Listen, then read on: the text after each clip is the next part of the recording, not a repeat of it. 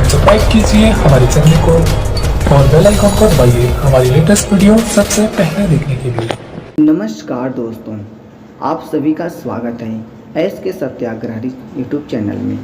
दोस्तों, आप सभी के बीच एक कहानी लेकर आया हूँ।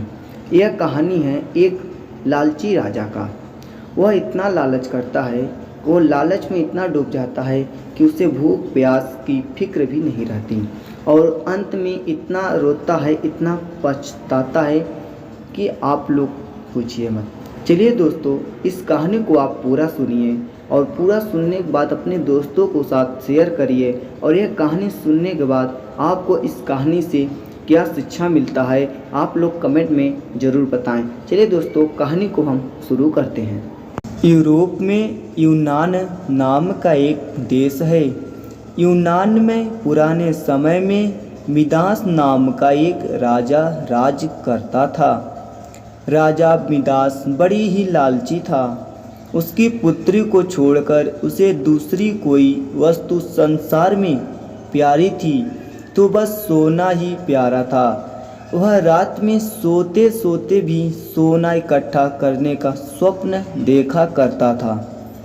एक दिन राजा मिदास अपने खजाने में बैठा सोने की ईंटें और असरफियाँ गिन रहा था। अचानक वहाँ एक देवदूत आया। उसने राजा से कहा, मिदास, तुम बहुत धनी हो। मिदास ने मुंह लटकाकर उत्तर दिया, मैं धनी कहाँ हूँ, मेरे पास तो यह बहुत थोड़ा सोना है।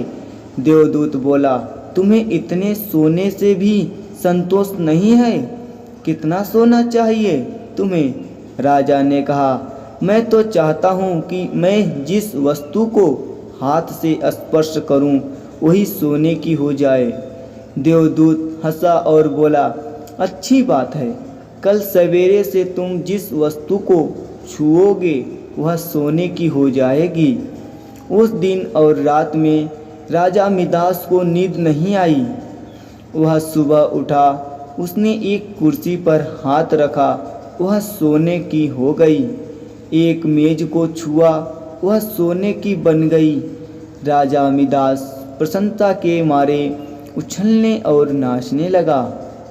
वह पागलों की भांति दौड़ता हुआ अपने बगीचे में गया और पेड़ों को छूने लगा।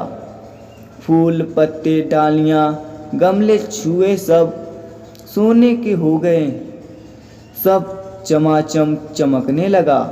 मिदास के पास सोने का पारा नहीं रहा। दौड़ते उछलते में मिदास थक गया।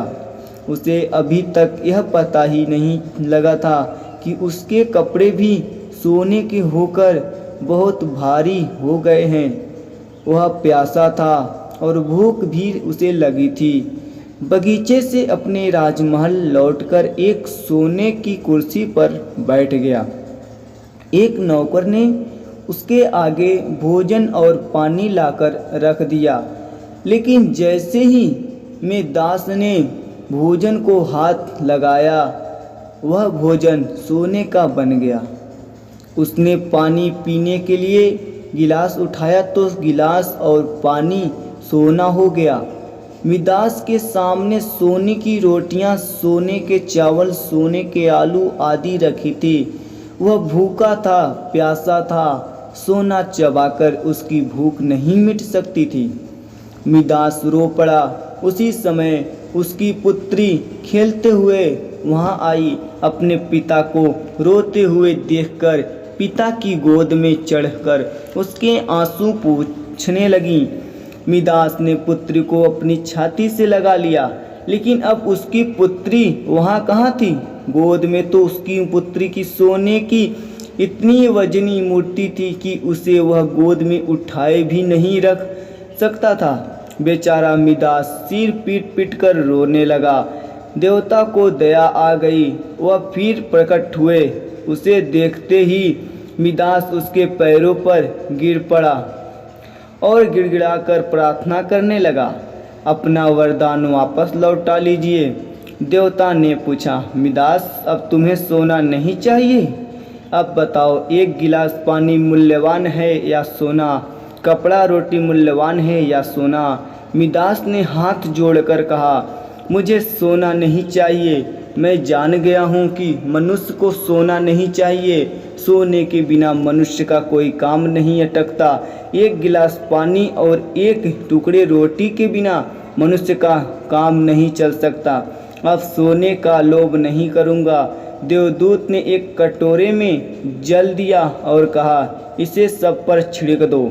मिदास ने वह जल अपनी मेज पर, कुर्सी पर, भोजन पर, पानी पर और बगीचे के पेड़ों पर छिड़क दिया। सब पदार्थ पहले जैसे थे वैसे ही हो गए। कहानी की शिक्षा। दोस्तों, इस कहानी से हमें यह शिक्षा मिलती है कि मनुष्य चाहे कितना भी अमीर और कितना भी गरीब हो, उसे कभी भी लालच नहीं करना चाहिए। अत्यधिक लालच करने के से उसके पास जो होता है वह उसे भी गंवा देता है।